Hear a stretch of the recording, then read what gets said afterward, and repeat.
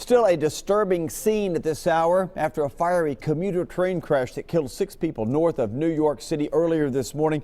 Witnesses were watching in horror as the train actually plowed right into an SUV and burst into flames. John Champion is there now.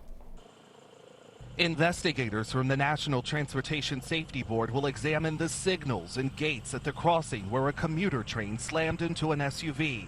They will also talk to witnesses to try to figure out why the SUV was on the tracks. We intend to find out not only what happened, but we want to find out why it happened.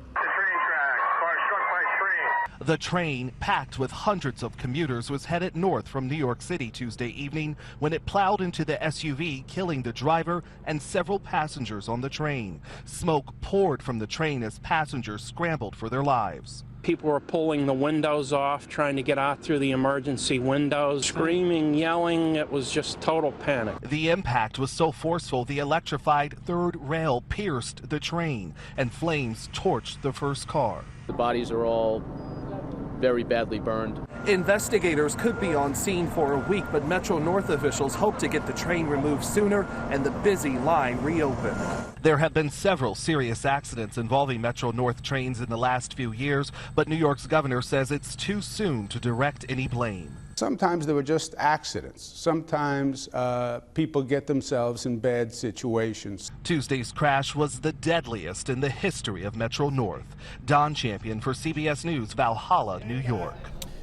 And from one tragic accident now to another, this is one of the most incredible pieces of video you will see. Take a look at this. You're driving along, right? Uh-oh, wait a minute, what's that? A plane dropping out of the sky in Taiwan. The driver dash cam showing the aircraft clipping the highway bridge, narrowly missing a busy roadway, plunging into the river. There's a taxi up there. People in that taxi were also hurt. 25 people died from that plane. The rescue crews pulled survivors, including kids, from the wreckage in the Taipei River. We do know there was a distress signal that went out just 2 minutes after takeoff. Wow. Imagine that.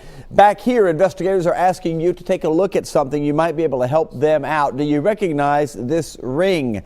It's pretty unique looking, black and silver design. TBI agents say it was found near where a body was discovered burning in a field in Robertson County over the weekend. A woman spotted that body off Highway 76 near the Montgomery County line on Sunday. So far, the remains have not been identified. If you have some clues to share, please call that toll-free number 1-800-TBI-FIND.